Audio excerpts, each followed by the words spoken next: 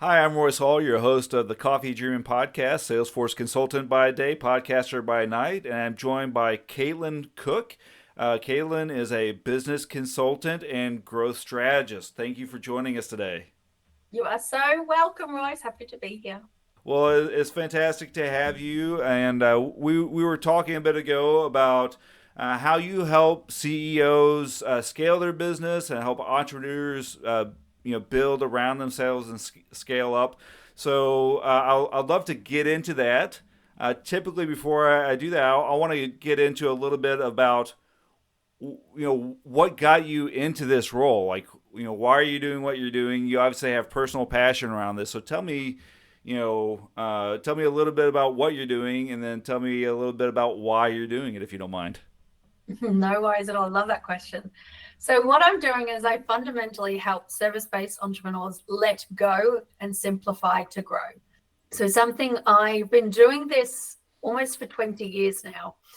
And I've been in my business now for 6 years, and I literally started my business out of necessity.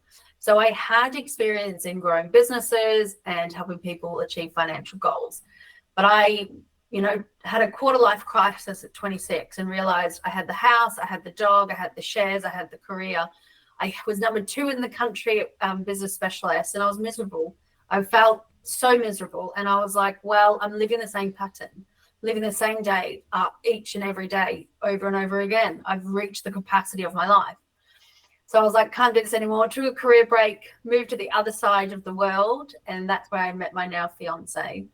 And it was with that when I literally let go of everything. I sold my house, I sold my shares. I had just a backpack on my back. That was the Wow. only thing I owned in this world. And then I started a business to stay with Tom, my fiance. And through that, my love of helping people let go to grow and be able to simplify, to have fulfillment and joy. And, the road isn't as hard as we tend to make it.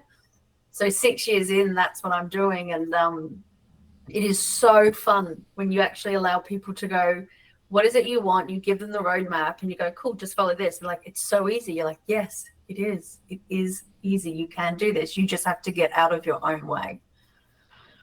Wow, that's amazing. That's a great story. So maybe not quite as poignant, but I remember a little later, maybe it's still a quarter of my life, but it was my early 30s. So I'll tell you when I reach 100 if it was a quarter life crisis. But I remember like being in a similar thing where I'm like, okay, like on paper, I've met success, Yep. and I'm very miserable. And I remember like where I was in my career, like, okay, I have two young kids. I hardly ever see them, and I'm like, that's not how I want to live. Like, I want more than that. Mm.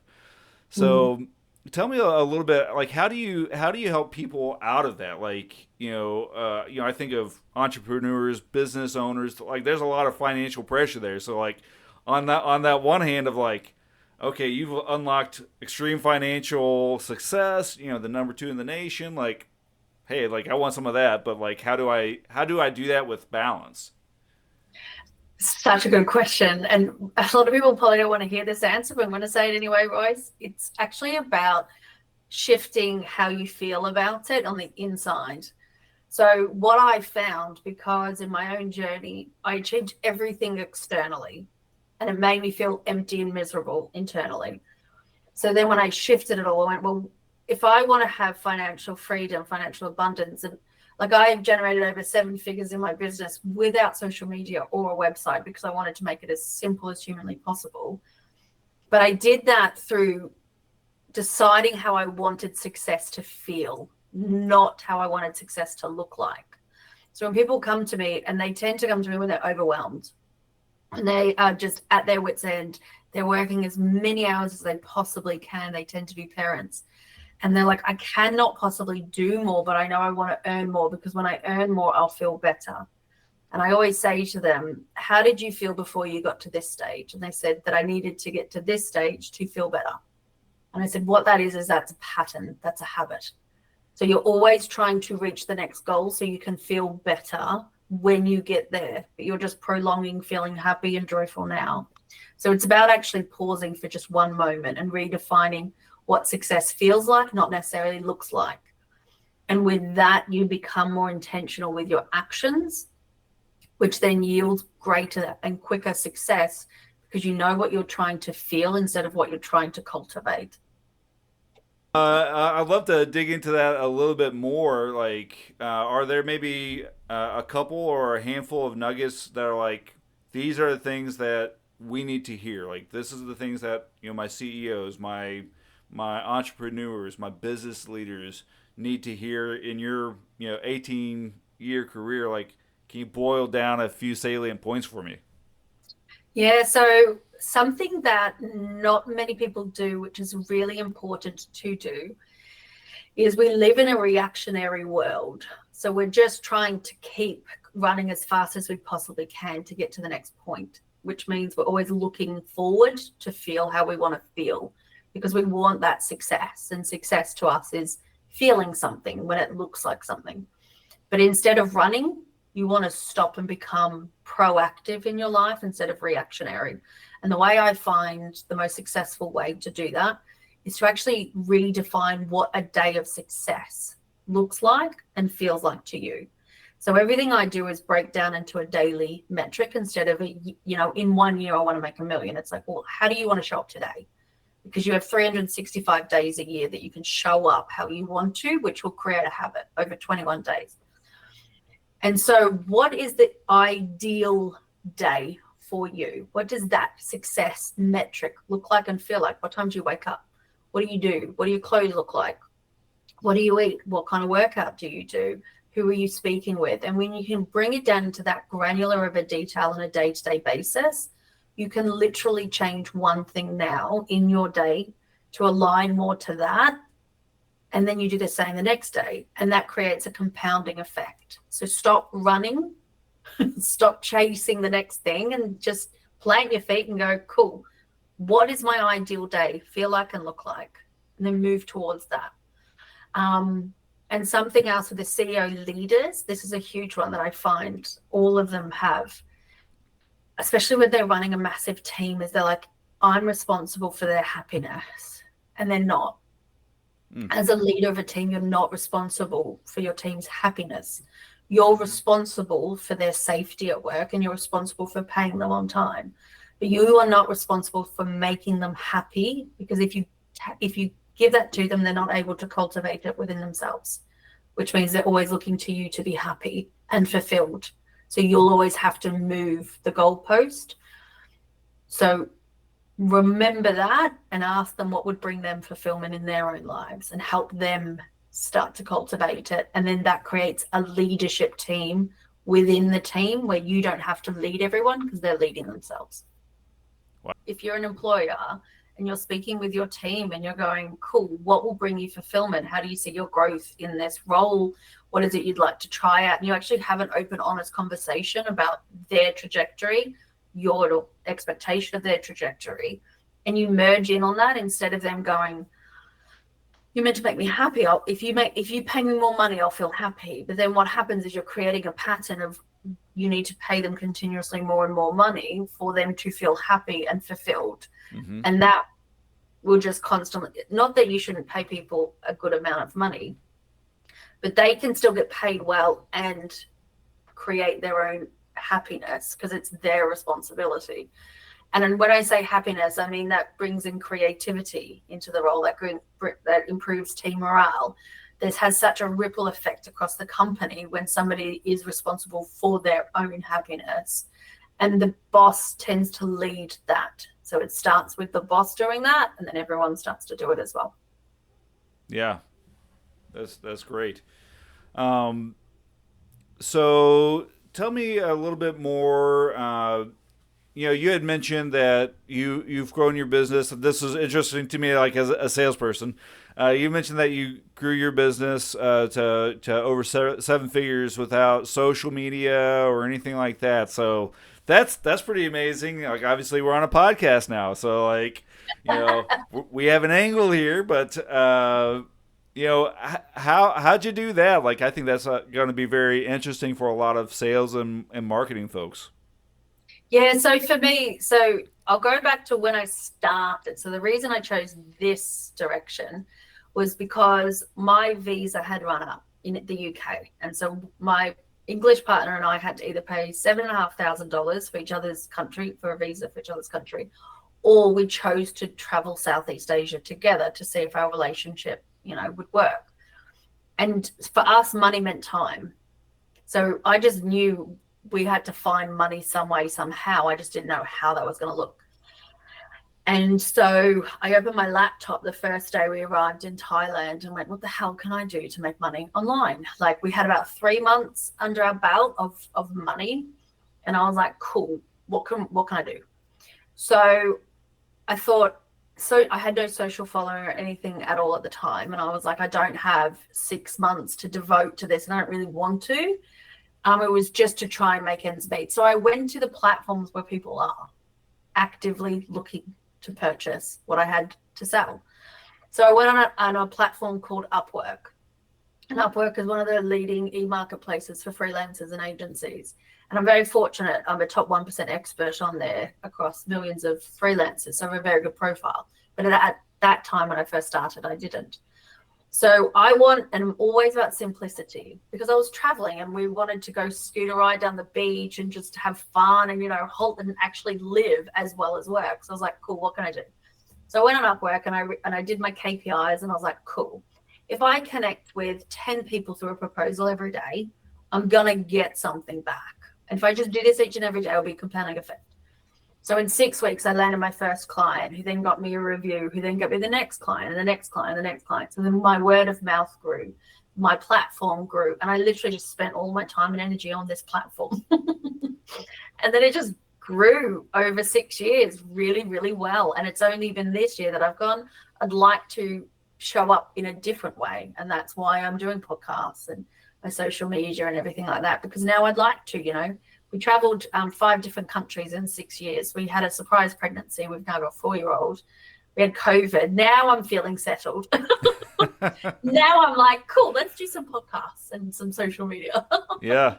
Well, there's some interesting dating advice in there, to be sure. Like, not sure if he's the one, so let's travel backpack Southeast Asia together. Like, that's an interesting approach. And it worked. And it worked. Here we are 6 years later. You're engaged. Congratulations. Thank you. Well, Kaitlyn, tell me a little bit more. Like, we've been talking about you, your background. Tell me more about your business. So, you're working with CEOs, you're working with founders. You've been talking about that mindset. You've been talking about how do we unlock growth, which I think is going to be a big question right now. Like, kind of the time capsule element of this podcast is like, new tariffs are coming in. Global economies are seemingly crashing. I think that's probably hyped a little bit, but there's going to be a lot of questions like, okay, how do I make more money? How do I keep our business going in this new climate? Yeah. So I want to preface with, I'm a holistic coach and strategist, meaning I look at every angle of a business as well as the person, because the person is the business. As a founder, as a CEO, you are the business. It does, start and end with you. So I always remind people what you focus on expands. So if you're in the moment, you're wanting to earn more money, make more money, you need to be putting your time and energy into that in terms of what you're consuming, because whenever there's an economic downturn, someone else is thriving. You will always have the pendulum swing in any environment, no matter what. So try to find what you're trying to replicate and look at that. If you continuously look at how people are struggling, but you're trying to thrive, you will only struggle, because that is the filter in which you're looking at your world. So you'll make decisions from that. And if you want to grow your income, one such important element that so many people don't do is they just go, I just want to grow. And you're like, cool, how much do you want to grow by? You want to grow 15%. You're like, what does that actually mean from a clarity standpoint? How much money exactly do you want to be making every month, every year, every day? You need to have clarity on your numbers, because when you have clarity on your numbers, you can make strategically clear decisions on what you need to continue to do and what you need to stop doing. So for example, people come to me and go, right, I want to hit 50K months. And you're like, cool, where are you at the moment? So for example, they're at 20K, like I want to grow, 30%. So that's a big leap, and it's very possible. But what needs to change is what they're doing in their day, what they're consuming, who they're speaking with, what conversations they're having.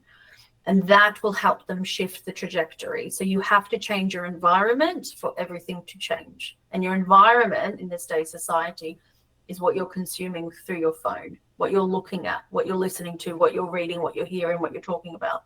So start by changing those things, and then everything else will change around that.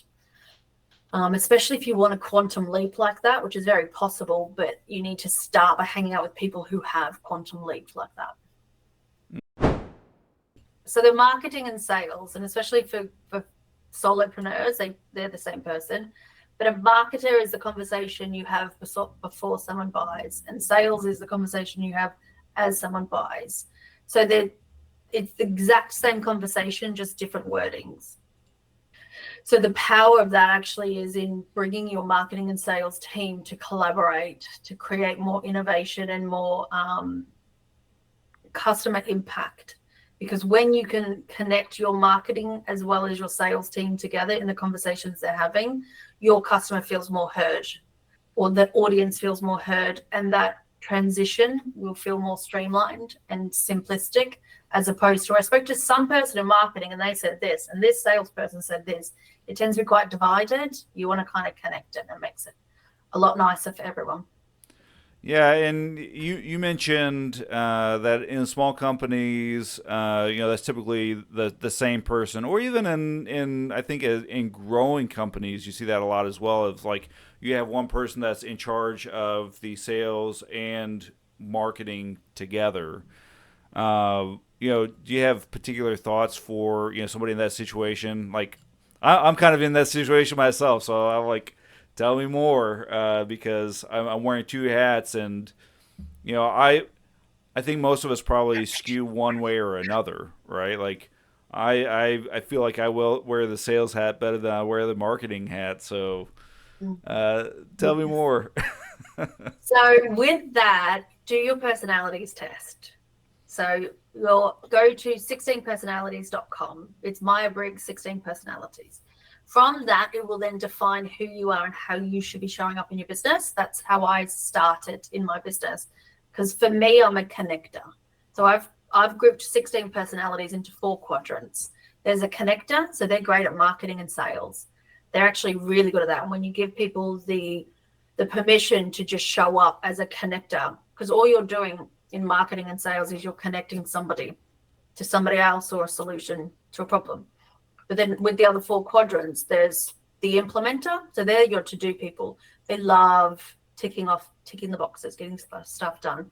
There's also the visionary, who tends to be the founder, the CEO. The visionary has 1,000,001 ideas and no execution. Then you've also got the strategist. They create those steps from the visionary to the connector and the implementer. So you fundamentally want all of them. That will create a very whole-rounded team. Women, because of our menstrual cycles, we actually go through all those personality types because of the cognitive shift in our hormonal balance. So it's a really big superpower for a woman to be able to understand those. As a male, you just need to know what your personality type is. And if you're a connector or a visionary, which I'm thinking you're probably a connector because you're a podcaster and people tend to like to do that. For you, if you have things to do on your to-do list that you struggle to do because you're not an actual implementer, start by connecting at the start of the day, and then give yourself 15 minutes to do that task you don't want to do. Then go back to connecting. And that could be in terms of connecting on a podcast like this, speaking to a friend, speaking to somebody in the office. That gives you energy. When you're a connector, you need to speak to other people. If you start your day by doing to-do lists without talking to people, you'll feel drained already and you'll have no momentum to keep going. So when you know your personality types, you know how you need to plan your day for your own success, for what needs to get done. Especially when you're starting in the business, you need to kind of do everything in the business. So just work out your own system of what works. And don't block out 4 hours to do a task because you won't get it done and you'll feel overwhelmed and behind. Literally give yourself smaller bite-sized chunks to do. And when you put in your calendar, write exactly what you need to do with all the links required. So it's very easy. You won't get shiny object syndrome. You'll just look at your calendar and go, cool, now I'll do this, and set a timer for 15 minutes, and then you're done.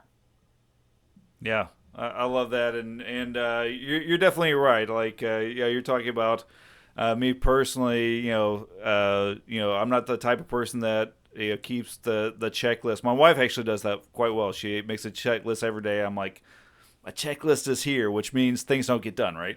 So Yeah. you already knew Yeah. that. And I say this from a place of I've worked with over 10,000 entrepreneurs, and I myself am an entrepreneur, and I get it. Like, we want to be great at certain things, and we're just not. Like, we all have weaknesses and strengths.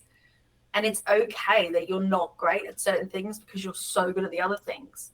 So for my coaching, for example, I'm not good at follow-up. I'm not great at it. So when I do client calls, I've got fireflies. They're my note taker.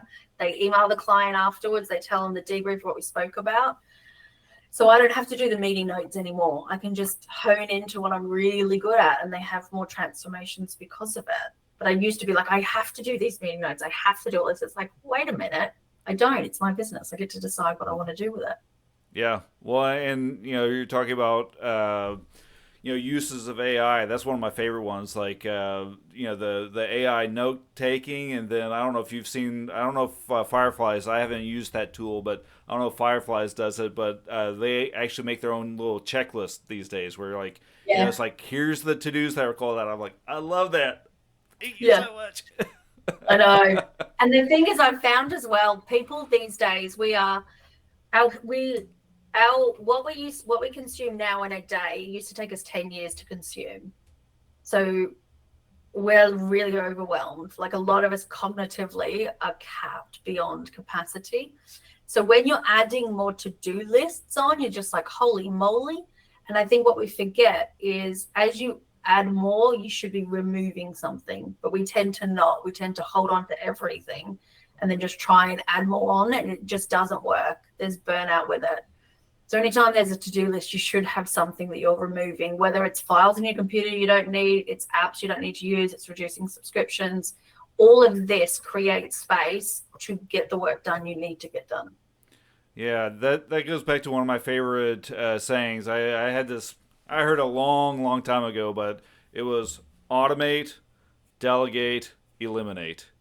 Yeah. And I know that there's been points in my career where I've been very overwhelmed, and it's like, okay, can we automate? Like, that's kind of my role right now. Like, the CRM, like that takes a lot of work off your desk as you are doing, as you are digitally enabled, as you are using automations to do things. So we can automate it.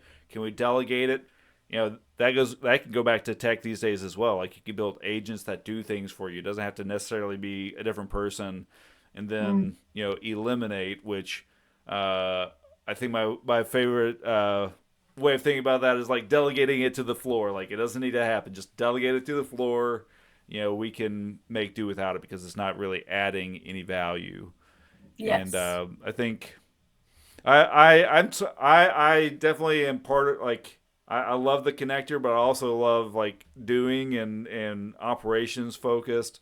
And for me, I'm like, I can do everything. I want to do everything, and like, Yes. coming to the end of myself and realizing I can't do everything, and there's things that don't need to be done. I'm like, that's been eye opening for me. Of like, you know what, like, what I need to do is get some rest, and Yes. that just doesn't need to happen ever. Yes. And it's interesting because as a connector, you're actually able to, like, because you're so good naturally at people and understanding people and how they're feeling and the meaning behind the words, you can automatically adopt one of those four quadrants of personality types. And so what I find is really helpful for that is, if you have to get stuff done, don't do it in where you tend to connect with people. So if you need to get stuff done, don't sit there, because you're used to connecting and not actually doing the to-do lists. So if you need to do a to-do list, like sit in the kitchen or sit in a different place because it's a different energy, it's a different focus, and it will help your brain to focus more instead of it being like, we're always here in this environment and we never don't do the to-do lists. So why would we do it now? And that's what I mean. Change your environment to change what you want to get done in a day. Wow. Well, I'm going to tell my wife I need another office now. Yeah. So, if somebody wants to work with you, like, what does that look like? Yeah. So I offer private one-on-one coaching. So it's over 6 months, because 6 months is enough time to help somebody change their habits, see the progress. And it's actually interesting because within the first 3 months, people will grow their revenue when working with me. But then there's the internal shifts, like the anxiety of having more money. What do I do with this more money? And then it's me, that next 3 months is me helping them through that. So I do that. And I also am just about to launch a group coaching, actually, and my second cohort of a mastermind. And it's so fun, especially when you want to change your environment. I've realized you need to change your community, who you're speaking with. And so that's why I've started a group coaching as well as a mastermind, so people can speak with it. So I take people through 6 pillars. So the pillars are, what's your marketing? What's your systems? How do we automate what you don't need? And we talk on mindset. We talk on what does success feel like? Who's that successful person to you? As well as how many hours do you want to work in a day? Let's create the roadmap to get you there. And then we talk obviously about the tech. How do you integrate AI into your business in a way that works with people? Because I've got clients who love AI and others who are so scared of it. So how do we find it that it matches where you are? And how do you set up your marketing so it's sustainable, both short and long term? So I know for me, for example, I'll do podcast or I'll do a YouTube video and I'll get a year's worth of content off one video because I'll cut it into short snippets. And that to me is more efficient, and that fulfills me because then I can spend more time with my son, which brings me joy. So it's those things. How do you want to show up? Let's replicate that. Yeah. Kaitlyn, thank you for joining me today. Thank you for sharing your experience, your life with me, and thank you for sharing these tips. A lot to think about. I really appreciate it. You are so welcome, Royce. And thank you for you and all you do for Salesforce and the podcast. That's really cool. Yeah, thank you very much.